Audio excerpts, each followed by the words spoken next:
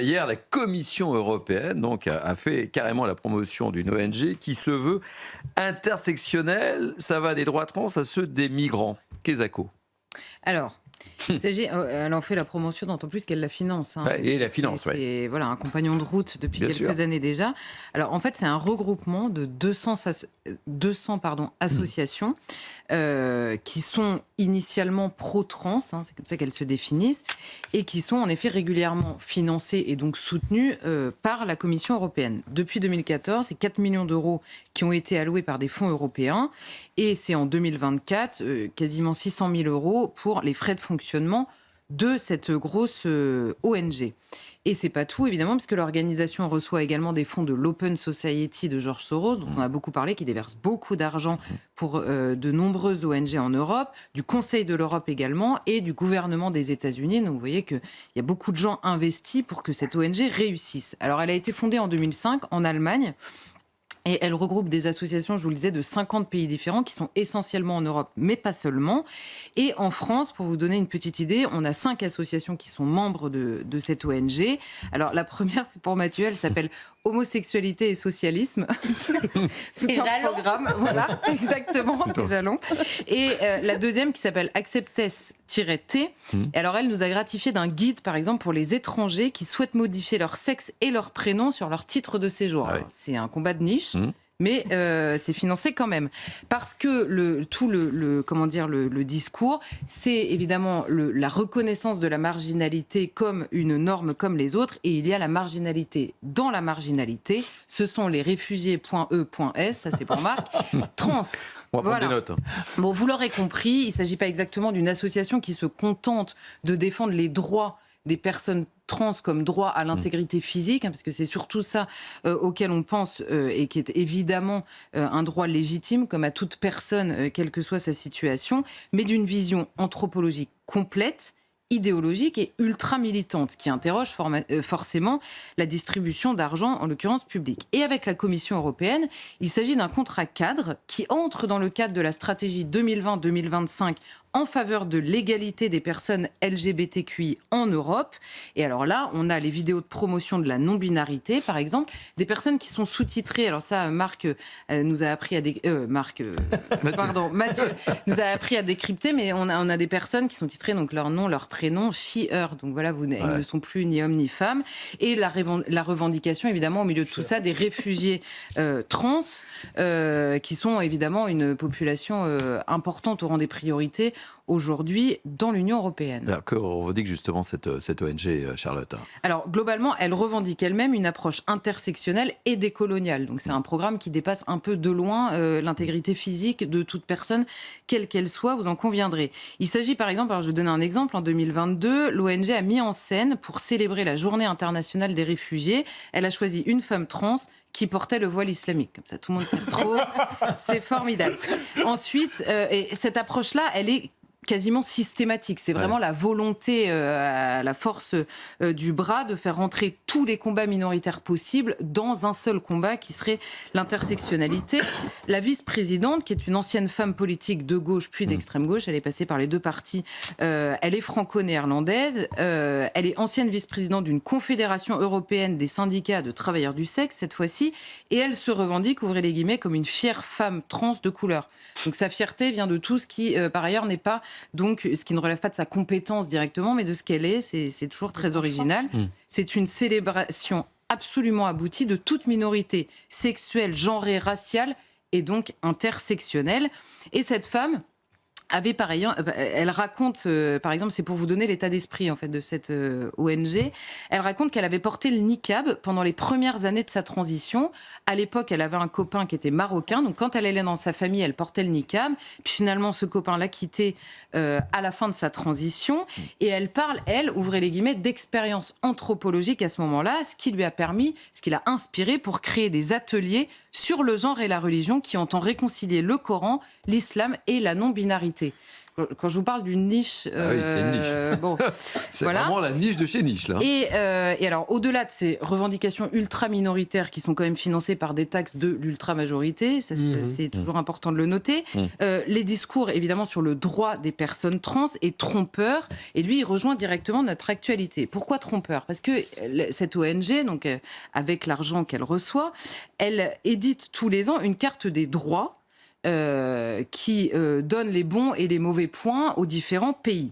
Alors, qu'est-ce qu'une bonne pratique ? Alors là, on se dit, à partir du moment où qu'est-ce qu'une bonne pratique ? Est-ce que c'est le respect des différentes personnes ? Alors, donc, il distribue des points, littéralement. Donc, est-ce que le changement de sexe à l'état civil est autorisé sans intervention chirurgicale ? 1 point.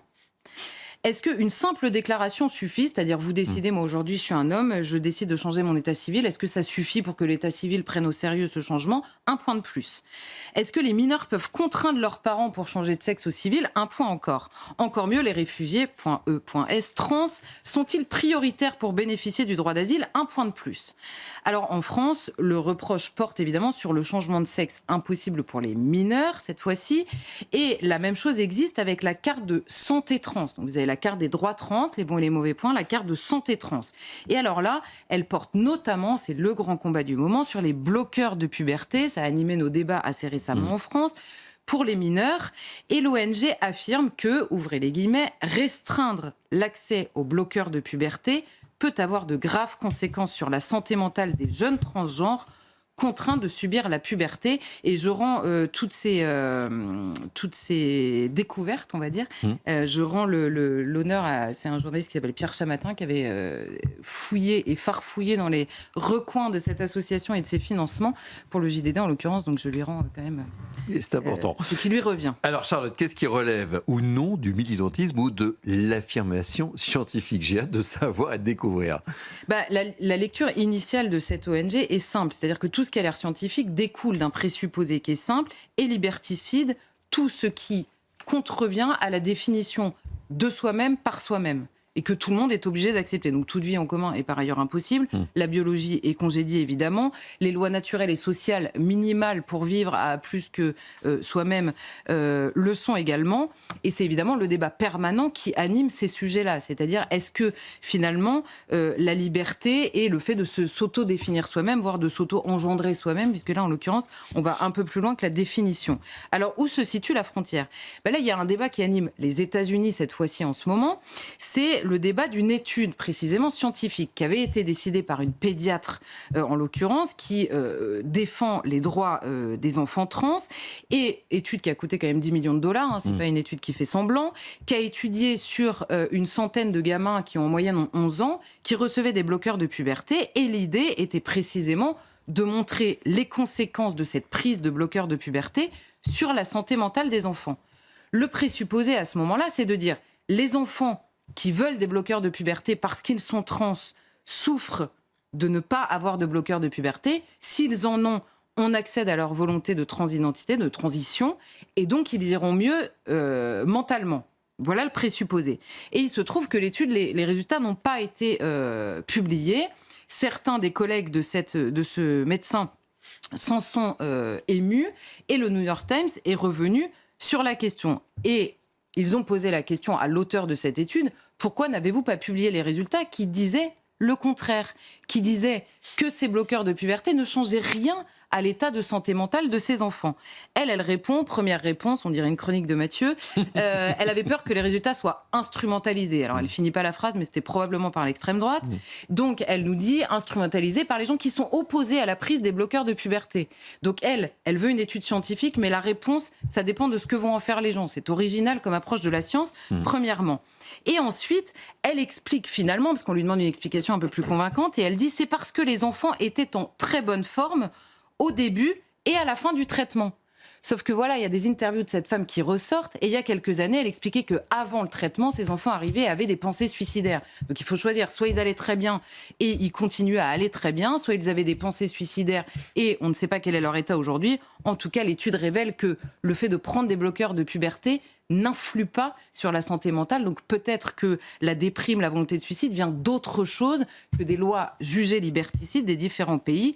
Avec cette, et l'ONG en question affirme exactement la même chose. Donc peu importe les études scientifiques en réalité. Et le problème que l'on a, et là je reviens à l'ONG qui est au sein de l'Union européenne, c'est qu'elle fait des rapports, cette ONG. Et d'ailleurs, dans la publicité donnée par la Commission européenne, elle cite le fait qu'ils font de la recherche, qu'ils font des rapports. Et les rapports, ils sont cités dans les études du Parlement européen qui servent de base de travail aux eurodéputés. La boucle est bouclée, tout ça a un vernis scientifique et à la fin, on vous explique que vous êtes, évidemment, vous manquez de rationalité si vous vous opposez à la science.